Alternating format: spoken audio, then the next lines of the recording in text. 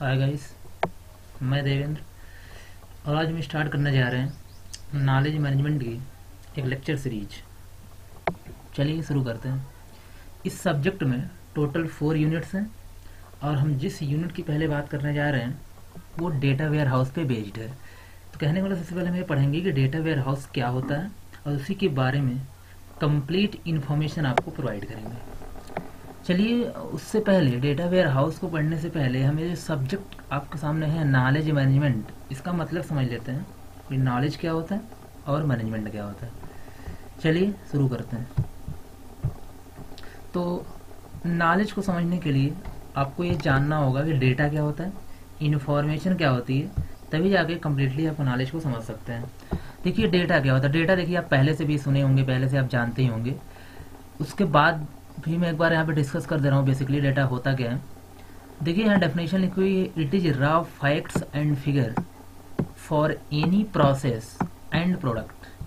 कहने का मतलब ये हुआ किसी प्रोसेस के लिए या किसी प्रोडक्ट को क्रिएट करने के लिए, किसी प्रोसेस को परफॉर्म करने के लिए या किसी प्रोडक्ट को क्रिएट करने के लिए आप जो बेसिक एलिमेंट का, जो रॉ मटेरियल्स का, रॉ फैक्ट्स का यूज करते हो, वही क्या होता है आपका डेटा होता है। अब ये बात अगर आपको क्लियर नहीं हुई तो एक एग्जाम्पल तो समझते हैं। पहले मैं प्रोसेस की बात करता हूँ। जैसे प्रोसेस है आप जॉब चाहिए तो जॉब का एक प्रोसेस है एप्लीकेशन फॉर्म को फिल करना। तो एप्लीकेशन फॉर्म को अगर आप फिल करेंगे तो उसमें आपको नेम की ज़रूरत होगी, फादर नेम की ज़रूरत होगी, डेट ऑफ बर्थ की ज़रूरत होगी, एड्रेस की जरूरत होगी। ये सब फॉर्म के लिए क्या हो गया, डेटा हो गया। तो एप्लीकेशन फॉर्म के लिए ये name, father name, date of birth और एड्रेस क्या हो गया, डेटा हो गया। अब जैसे मैं एक और प्रोसेस की बात करता हूँ, जैसे मुझे ऑफलाइन टीचिंग करनी है तो ऑफलाइन टीचिंग में मुझे मार्कर चाहिए, मुझे क्या चाहिए, मार्कर चाहिए, मुझे डस्टर चाहिए, और साथ ही साथ यहाँ पे मुझे कोई ना कोई बोर्ड चाहिए, कोई ना कोई वाइट बोर्ड चाहिए। तो ये तीनों चीज़ें क्या हो गई, स्टडी प्रोसेस के लिए, मतलब टीचिंग प्रोसेस के लिए डेटा हो गई। तो किसी भी प्रोसेस में, किसी भी प्रोसेस को परफॉर्म करने के लिए जो बेसिक एलिमेंट की जरूरत पड़ती है वही क्या होता है, डेटा होता है। क्लियर यहाँ तक। चलिए बात करते हैं प्रोडक्ट की।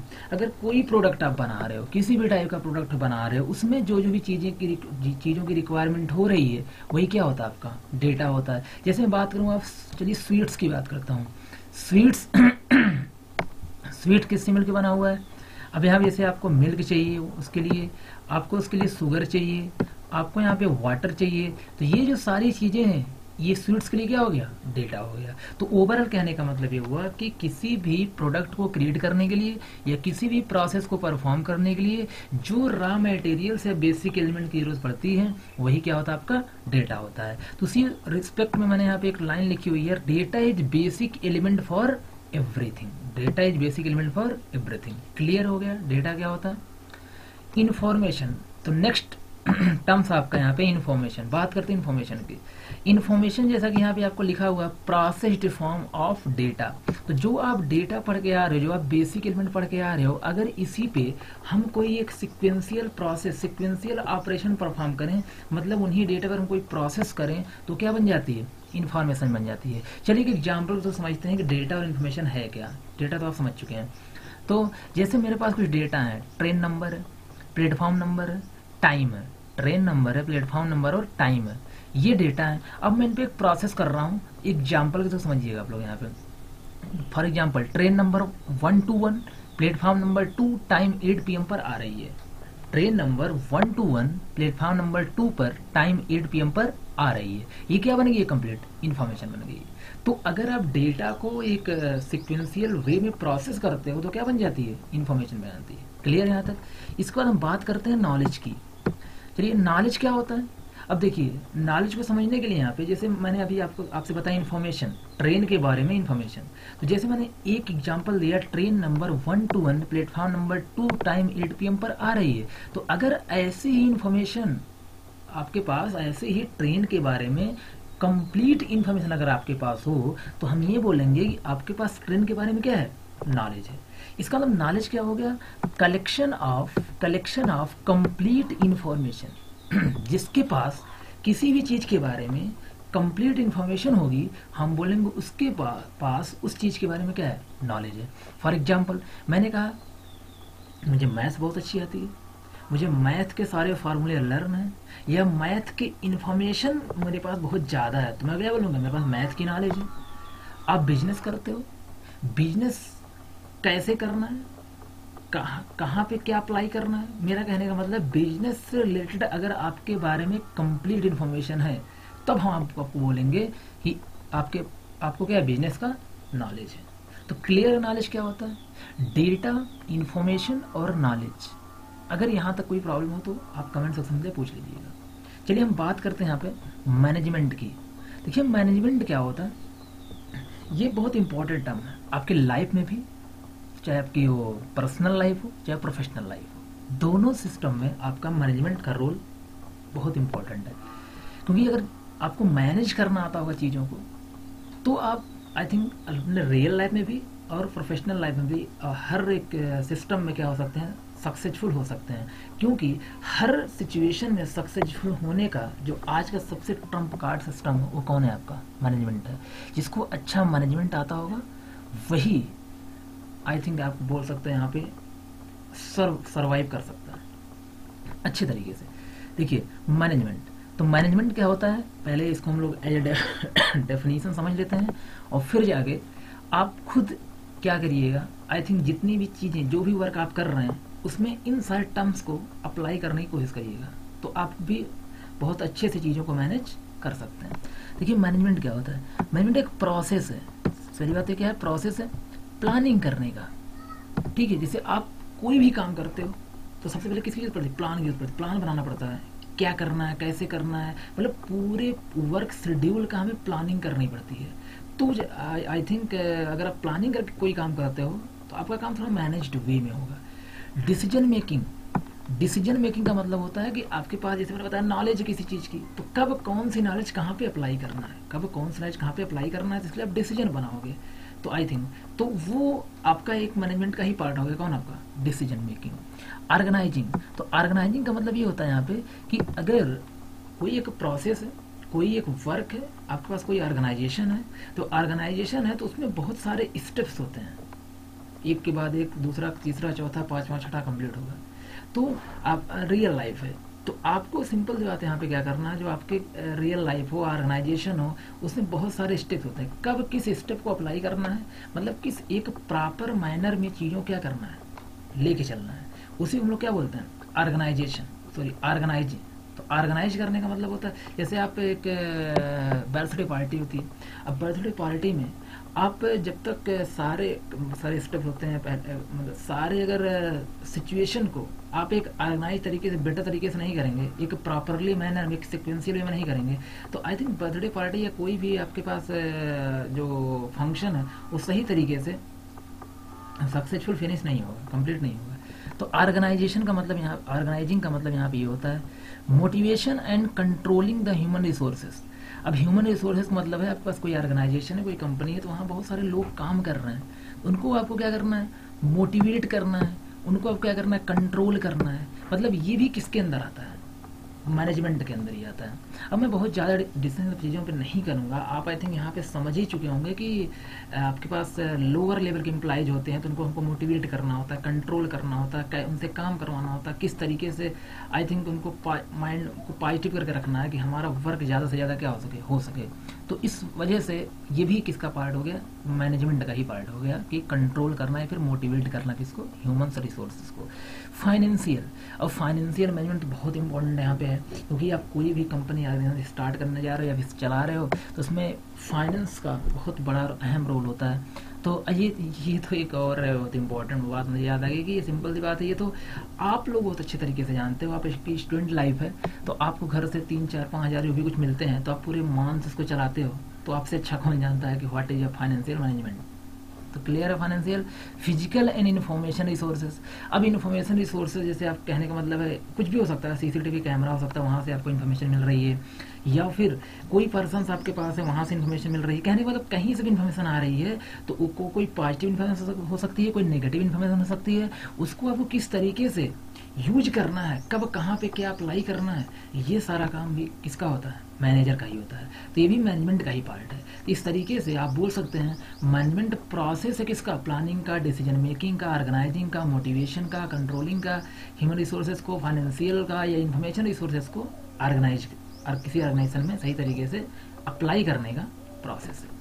तो यहाँ तो क्लियर हो गई मैनेजमेंट क्या होता है। और एक चीज़ ध्यान रखिएगा कि good management is the backbone of successful organisation.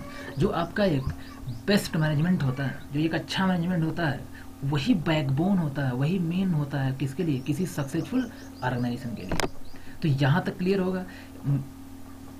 मेरे अकॉर्डिंग आप लोग क्या करिएगा, यहाँ तक वीडियो को पॉज कर लीजिएगा और समझ लीजिएगा कि डेटा क्या होता है, इन्फॉर्मेशन क्या होती है, नॉलेज क्या होता है, मैनेजमेंट क्या होता है। उसके बाद अगर कोई प्रॉब्लम होती है तो पूछ के फिर आगे आप कंटिन्यू करिएगा। चलिए देखिएगा अगला टर्म यहाँ पे एक, जैसे मैंने आपसे पहले ही बताया था कि मैं यहाँ डेटा वेयर हाउस पढ़ाने वाला हूँ। तो डेटा तो आप समझ चुके हैं डेटा क्या होता है। तो बात थोड़ा कर लेते हैं वेयर हाउस की। देखिए वेयर हाउस क्या होता है, यहाँ लिखा हो वेयर हाउस। ये लाइन देख लें, ऐसे मैंने बता दी, good management is the backbone of the successful organisation. यहाँ पे कोई प्रॉब्लम नहीं है। चलिए देखते हैं वेयर हाउस। देखिए वेयर हाउस क्या होता है कि यहाँ पे अगर रिटन डेफिनेशन पे हम फोकस कर रहे हैं, warehouse is a place or buildings for storing goods. Goods नहीं बल्कि यहाँ पे हम लार्ज अमाउंट ऑफ गुड्स बोलेंगे तो ज़्यादा बेटर होगा। तो वेयर हाउस एक ऐसा प्लेस है जहाँ पे हम बहुत लार्ज अमाउंट में बोल सकते हैं गुड्स को क्या करते हैं, स्टोर करते हैं। वो कोई भी जगह, कोई भी किसी टाइप की बिल्डिंग्स, आपका फिजिकल स्पेस हो सकता है। तो देखिएगा यहाँ वेयर हाउस।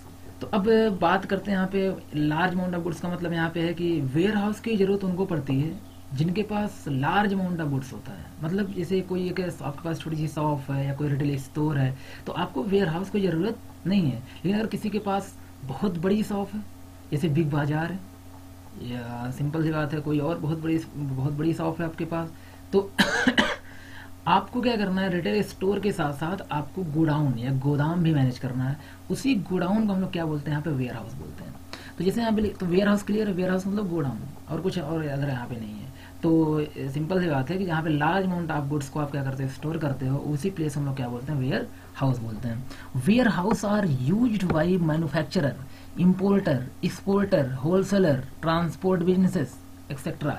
इसका मतलब अब यहाँ बोला गया कि वेयर हाउस को यूज कौन कौन करता है। अब सिंपल सी बात है कि अगर आपके पास छोटी सी शॉप है, कोई रिटेल स्टोर है, तो आप तो वेयर हाउस का यूज करेंगे नहीं, आपके किसी काम का वेयर हाउस नहीं है। लेकिन हाँ, जो लोग लार्ज अमाउंट ऑफ गुड्स में क्या होते हैं, इन्वॉल्व होते हैं, जो लार्ज अमाउंट ऑफ प्रोडक्ट्स में क्या होते हैं, इन्वॉल्व होते हैं, वो लोग ही क्या यूज करेंगे, वेयर हाउस को यूज करेंगे। जैसे मैन्युफैक्चरर, इसको प्रोड्यूस करके मैन्युफैक्चर करके रखना होता है बहुत सारे प्रोडक्ट को। इम्पोर्टर होते हैं, लार्ज अमाउंट अब गुड्स को इंपोर्ट करते हैं, एक्सपोर्ट करते हैं। होलसेलर्स होते हैं, ये ट्रांसपोर्ट बिजनेसेस होते हैं। ये सब लोग क्या होते हैं, वेयर हाउस को यूज करते हैं, या इनके काम में क्या आता है, वेयर हाउस आता है। क्लियर है वेयर हाउस क्या होता है। तो आई थिंक आप यहाँ तक एक बार वीडियो पॉज कर लीजिएगा और पहले डेटा क्या होता है, इन्फॉर्मेशन क्या होती है, नॉलेज क्या होता है, मैनेजमेंट क्या होता है, वेयर हाउस क्या होता है, ये सब फंडामेंटल जो टर्म्स हैं इनको समझ लीजिएगा। अगर हाँ इससे रिलेटेड कोई प्रॉब्लम होती है तो कमेंट सेक्शन में हमसे पूछ सकते हैं।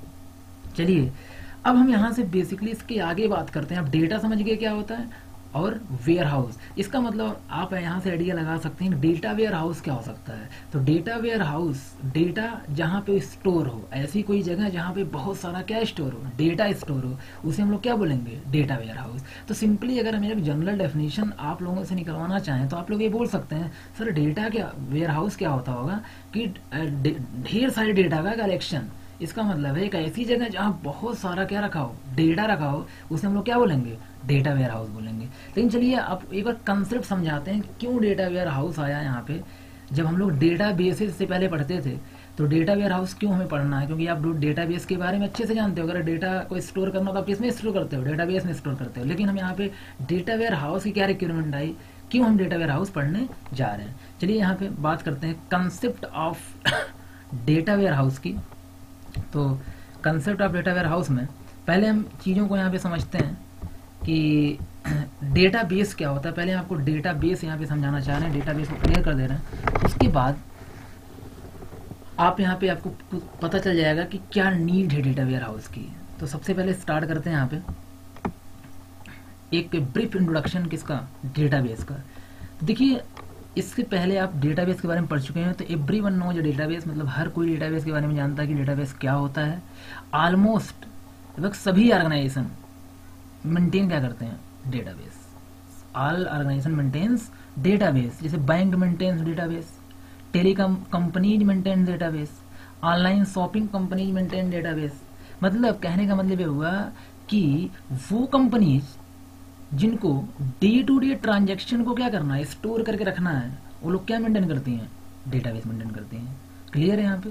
चाहे आपके पास क्या बैंक हो गया, चाहे टेलीकॉम कंपनी हो गई, चाहे शॉपिंग कंपनी हो गई, जो लोग डेली बेसिस पे डेटा क्या कर रहे हैं, daily day to day transaction क्या करना चाह रहे हैं, स्टोर करना चाह रहे हैं, वो लोग क्या मेंटेन करते हैं यहाँ पे, डेटाबेस मेंटेन करते हैं।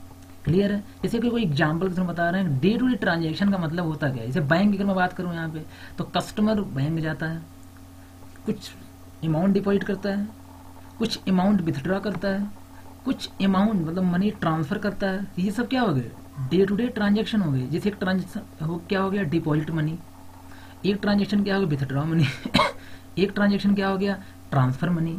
तो ये जो ट्रांजेक्शन है, जो इन्फॉर्मेशन हैं, इनको हम कहाँ स्टोर करते हैं, डेटाबेस में। इनके लिए कोई डेटा वेयर हाउस यहाँ पे नहीं होता है।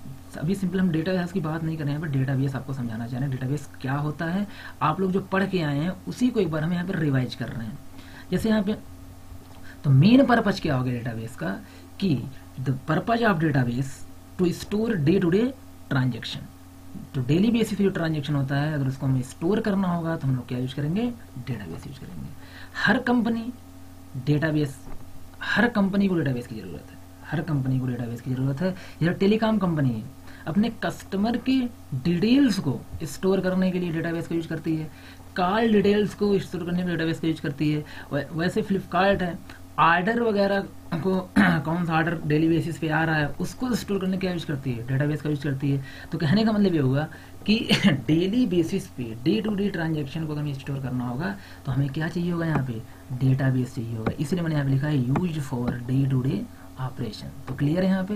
तो डेली बेसिस पे जो भी चीज़ें हम लोग यहाँ पे क्या कर रहे हैं, डेटा जनरेट कर रहे हैं, और वो जो स्टोर हो रहा है वो कहाँ स्टोर हो रहा है, डेटा बेस में स्टोर है। अब बात आती है ये डेटा जनरेट कहाँ से होता है, ये कौन सा डेटा होता है जो डेटाबेस में स्टोर होता है। मतलब ये डेटाबेस में डेटा आता कहाँ से है, तो कहाँ से आता है, एप्लीकेशन से आता है। अब यहाँ पे आप खुद ही बताइए, ये बैंक, तो अगर आप बैंक में वर्क कर रहे हो, अगर आप कहाँ वर्क कर रहे हो, बैंक में वर्क कर रहे हो, सिंपल सा बैंक का कोई ना कोई क्या होगा, एप्लीकेशन होगा। बैंक कोई क्या होगा, एप्लीकेशन होगा। आप वहाँ से क्या कर रहे हो, कोई वेबसाइट्स होगी, आप वहाँ से विथड्रा कर रहे हो, तो एक ट्रांजेक्शन हुआ, डेटा उसका कहाँ स्टोर हुआ के, डेटाबेस में। आप डिपॉजिट कर रहे हो, एक और ट्रांजेक्शन हुआ, डेटा कहाँ के स्टोर होगा, डेटाबेस में। आप मनी ट्रांसफर कर रहे हो, एक और ट्रांजेक्शन, डेटा कहाँ का स्टोर हुआ, डेटाबेस में।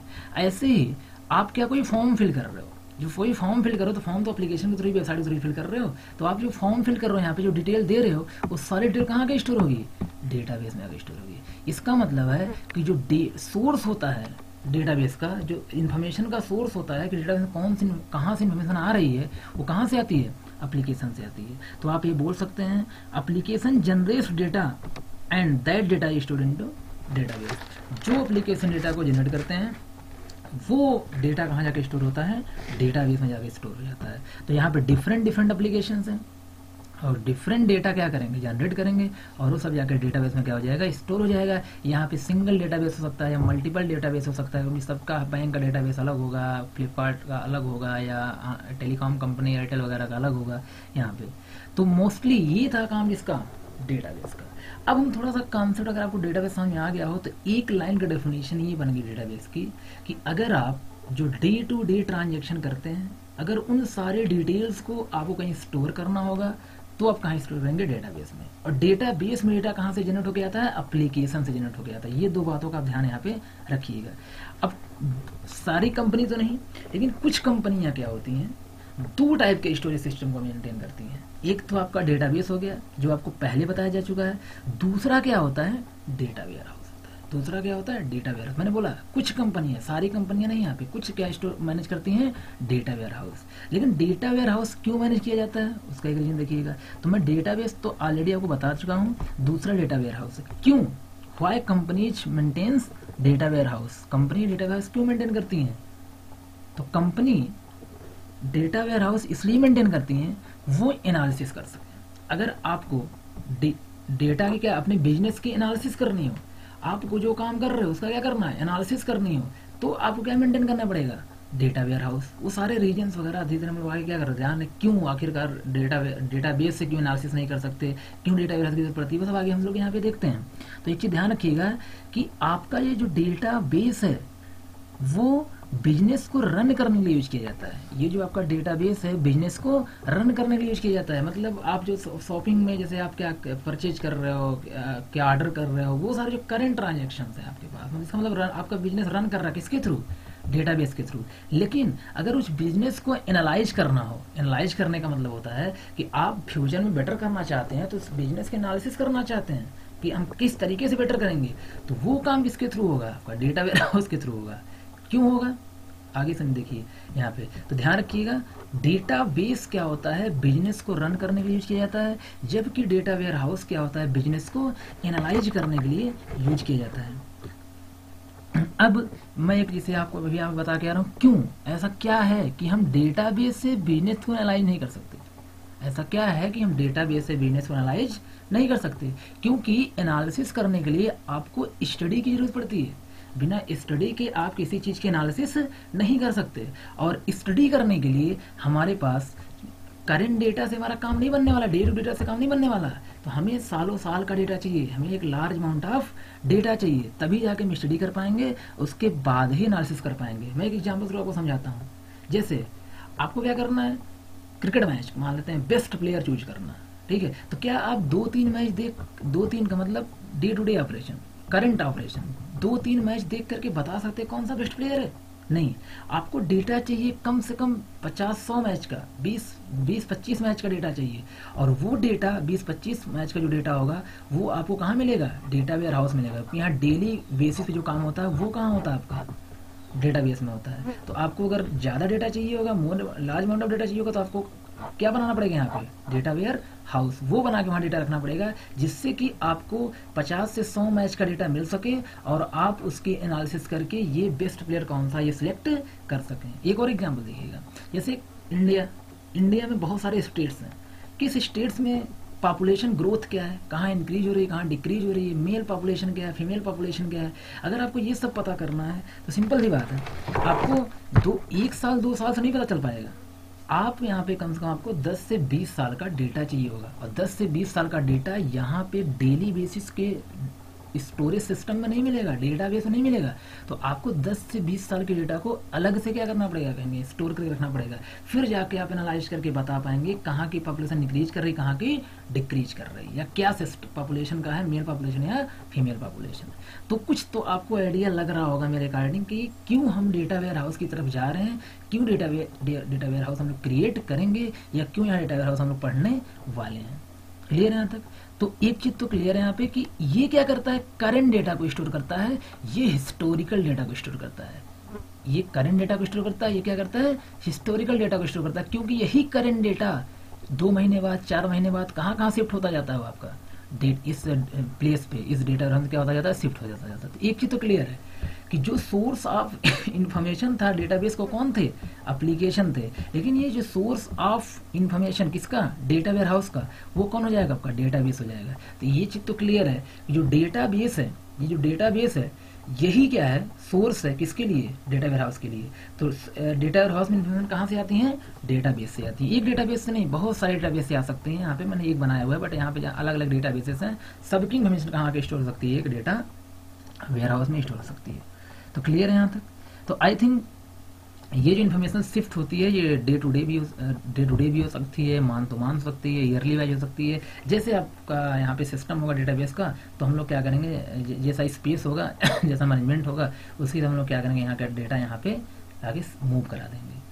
तो आई थिंक ये कुछ कॉन्सेप्ट क्लियर होगा कि डेटा, बस हम आपको ये कॉन्सेप्ट बताना चाह रहे थे क्यों हम डेटाबेस से किसकी तरफ जा रहे हैं, डेटा वेयर हाउस की तरफ जा रहे हैं। ये चीज़ तो क्लियर होगा आपका कि डेटाबेस बिजनेस को रन करने के लिए, करंट डेटा को स्टोर करने के लिए यूज किया जाता है, लेकिन ये हिस्टोरिकल डेटा को साल 2 साल 10 साल 20 साल के डेटा को स्टोर करने के लिए यूज किया जाता है, जिसके थ्रू हम बिजनेस की एनालिसिस कर सकते हैं। फ्यूचर में कोई डिसीजन मेक करना होगा, जैसे यहाँ लिखा गया है, use for analyse data data को एनालाइज करने के लिए, सॉरी बिजनेस को एनालाइज करने के लिए और डिसीजन लेने के लिए, क्योंकि आपको अगर डेटा होगा तो आप डिसीजन ले सकते हो, क्योंकि आप सब लाइफ में जानते हो जो जिसके पास आजकल डेटा है वही दाता, वही भगवान है, वो कुछ भी कर सकता है, किसी टाइप का डिसीजन ले सकता है। तो आई थिंक यहाँ तक क्लियर होगा। तो अभी हम लोग हम सिर्फ आपको ये बताए हैं कि कंसेप्ट क्या है डेटा वेयर हाउस, कैसे हम डेटा वेयर हाउस तरफ क्या करेंगे, मूव करेंगे। तो आई थिंक आपको इतना समझ में आ चुका होगा। और हम जो डेटा वेयर हाउस की फॉर्मल डेफिनीशंस हैं जो और डिस्कशंस हैं वो नेक्स्ट क्लास में क्या करेंगे, डिस्कस करेंगे। तो आज के लिए इतना ही। Thank you.